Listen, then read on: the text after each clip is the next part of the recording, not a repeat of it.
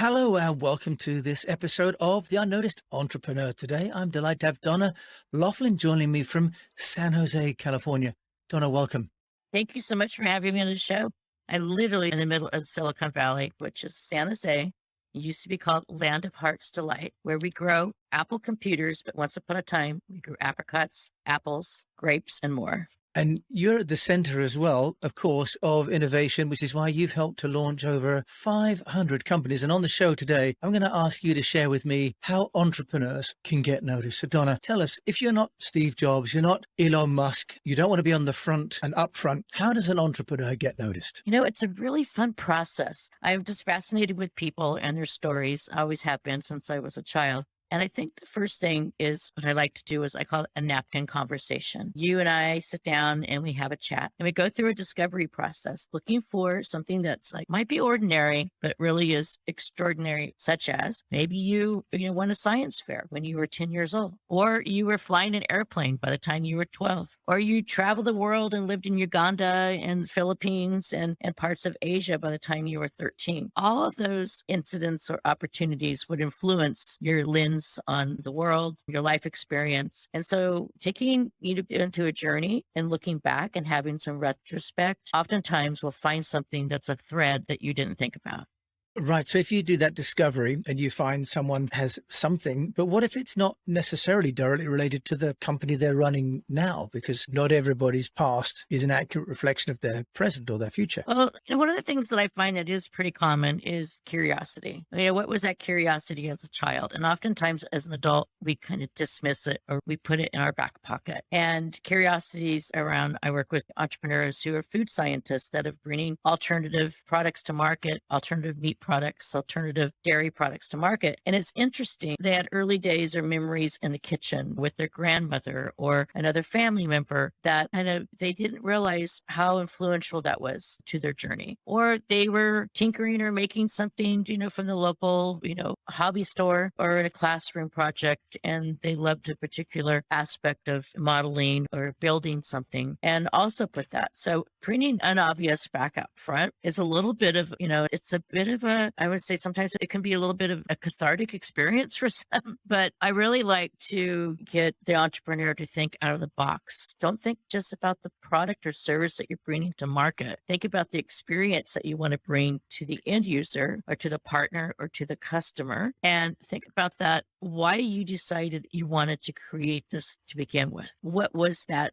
kind of it factor that you were chosen to be the one to take the product or service to market and be the agent of change? And that's ultimately what I'm looking for is, why are you bringing this to market and what personal benefit may it add on the market? So there's a couple of story themes. Disruptive technology or innovation, is a common theme. The other is the dramatic transition or turnaround story. I was a school teacher, but now I became an entrepreneur. I was a doctor, and now I actually want to bring a consumer product. So what made that shift happen? And the other one that I see quite often, and it's a fun one, is the personality of the individual. We have some big personas in the tech and innovation sector, which I work in, the Steve Jobs and the Elon Musk of the world. Not everybody is going to have that same persona, but one of the ones that I think it's very Americana, and I think it's quite enduring, is Debbie Fields, who created Mrs. Fields cookies. It's a very common American chocolate chip cookie. But the persona in the creation of Mrs. Fields cookies became like the lady who lived down the street, who brought you out a fresh plate of cookies.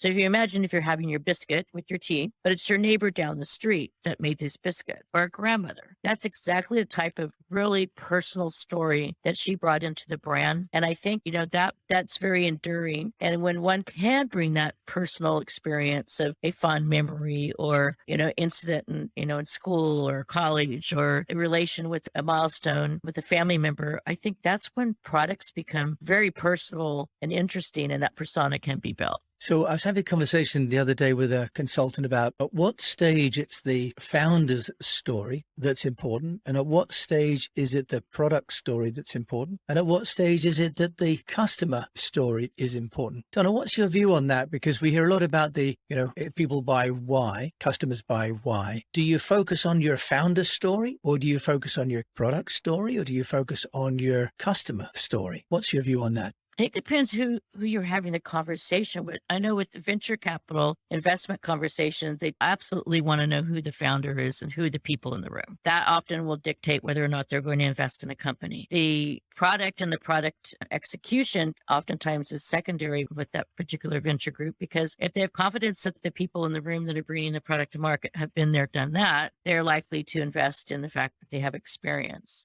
If the product is, me too versus a challenger versus a disruptor product, I think that's where you really need to get into the enigma of the customer mindset. Focus groups, whether they're, paid with the big brand agency or you accumulate your own focus group and get feedback, is invaluable of knowing who your customer is and knowing who you want to target. I think it really comes down to who you're speaking to. And oftentimes, I'll be in early stage conversations where the founders, the investors, as well as the strategic partners are all in one room. And you need to make sure that you're adjusting the conversation to the dialogue of who it is that you're trying to charm. I'm going to use the word charm, but who you're trying to bring into the conversation. Okay, so that's really good, because what it's showing is that you need to have multiple messaging, don't you really? It's not enough just to have one, who I am, I'm the founder, repeated. You need to have a portfolio. Yeah, and I just had this.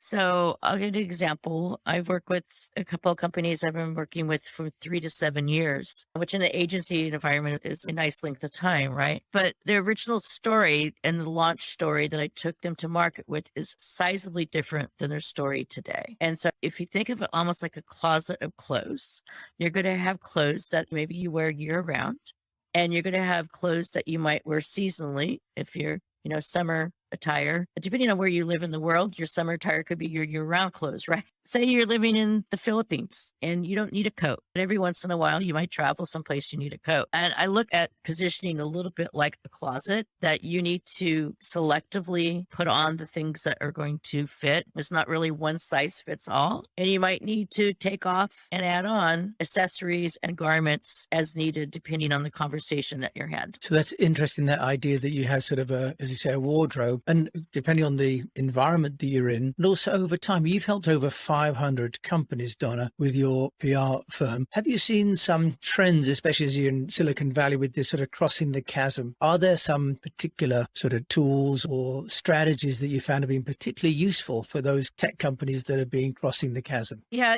one of the things that I like to do are fireside chat conversations with the C-suite, with the founders if they're still with the company, or with the executive team, leadership teams as the organization gets bigger.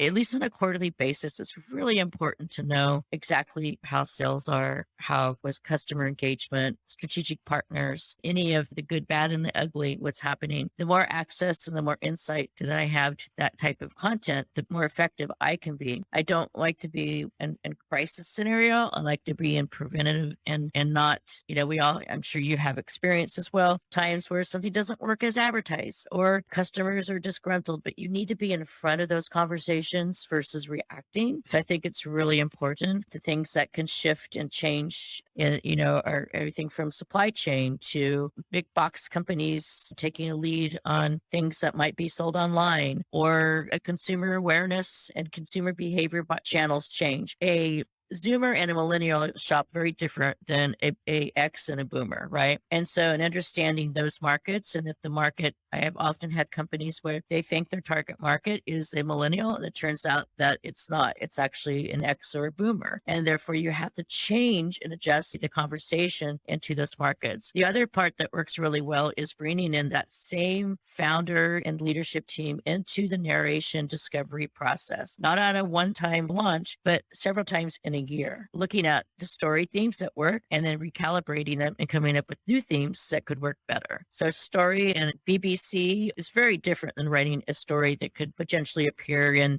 Vanity Fair or Road and Track or Financial Times, right? One of the publications I particularly read a lot, and I think it's really helpful for entrepreneurs to read, is, Wired is great for innovation and tech. I love Entrepreneur Magazine, but I'm kind of a sponge when it comes to world news. So I look a lot at BBC and Financial Times and looking at the columnists and the entrepreneurial sections. And there's a lot of great resources online, such as your own podcast, being able to look for things that are going to allow entrepreneurs to constantly be exactly what we're intended to be, entrepreneurial. So when I formed my business 20 years ago, I didn't actually create my business to be an entrepreneur. I created my business because I didn't find an agency that I wanted to hire when I was on the corporate side. That was my shift in my career was, okay, I'm not finding what I'm looking for, so therefore I'm going to create it. And that is a pretty common theme with entrepreneurs. Yeah, I'd agree. That's actually why I set up the company in Singapore in 95, because I could Amazing. find an agency that I needed from my research from the UK. So that shifted my life to go to Asia. You talked, Donna, as well about acorns and unicorns and about, some companies are seeds and some are so quick. Do you want to share with us what you mean and how can a company go from being an acorn to a unicorn? Yeah, well,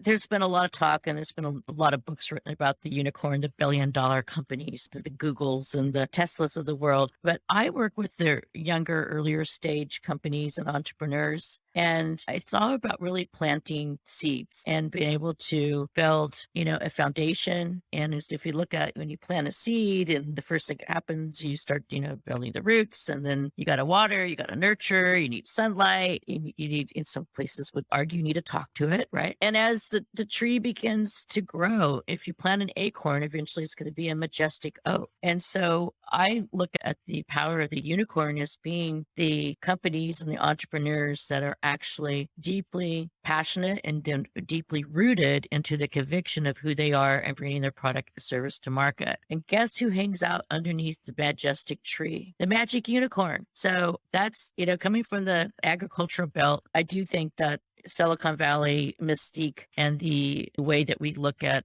products and services has elasticized. And I work with clients all over the world. And I think that if I had a visual, I would see these unicorn seeds planted all over the world and harvesting this majestic, oak trees. And from the oak, tree comes new ideas and new approaches and new thoughts and new theories. So I don't know. I just sit underneath a majestic oak tree and kind of procure and grow ideas to just be a galloping unicorn. I don't know. I like working with the hungry early stage companies that really want to make and change difference. And sometimes the acorns become unicorns. I've had that pleasure a few times in my career, but I think there's a lot to be said about planting a really strong foundation. And that is with looking at everything we talked about in terms of your customer set, your product, your innovation, your engineering, your operations. And people like us are typically curious anyhow. As a former news reporter, I've always asked the question, why? And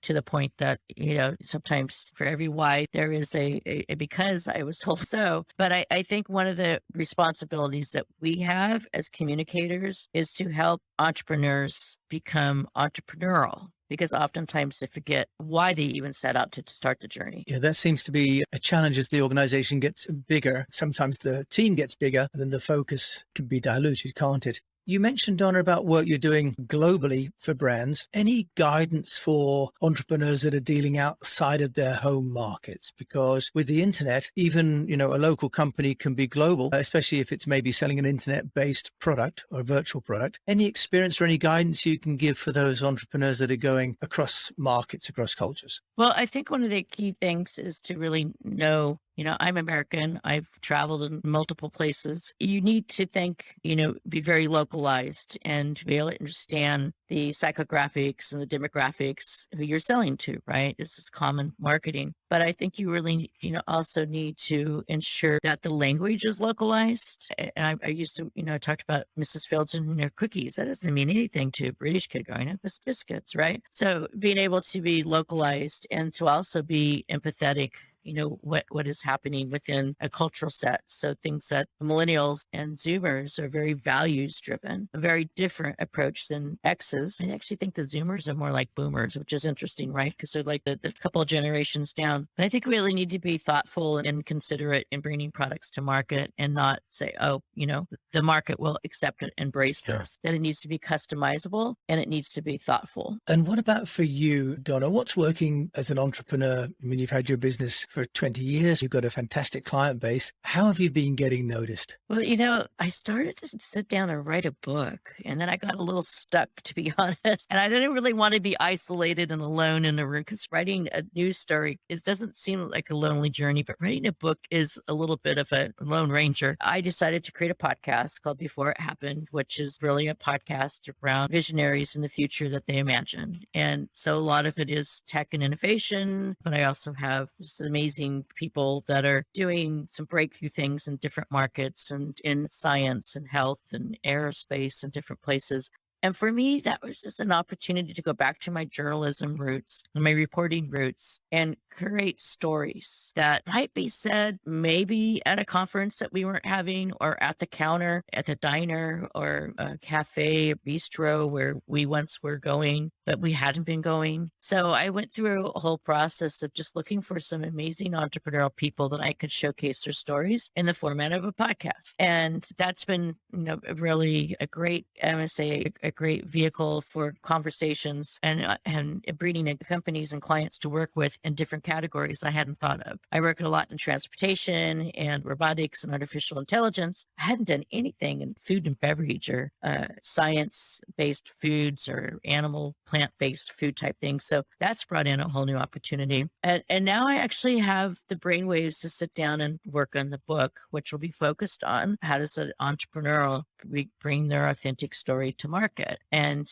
I'm going through a process myself. And you're a writer, and writing can be a wall full of Post-it notes, or it can be audio, or just old fashioned. I literally have my word processor and a typewriter in my office to date myself just for inspiration. But the other platform that I think, besides podcasts, I think is really effective. And I do a lot of podcasts, not just my podcast, but guests such as your show. I also mentor and speak at universities and am involved in mentoring the next generation, which is exciting. And last but not least, internships and inspiring the next generation of intern to choose communications, journalism, or public relations as a profession. I think this is one of the components of advocacy that I'm really, really, proud of. Donna, and rightly so. And I've seen you have an amazing podcast, and I'll obviously put a link to that in my show. If people want to find out about you, Donna, how can they do that? A couple of quick places. I love to hang out on LinkedIn. It's Donna Loughlin, Loughlin, and I will say LMGPR, which stands for Leadership, Momentum, and Growth. And then Instagram, the Before It Happens show is the best place to get the latest information on episodes and upcoming guests.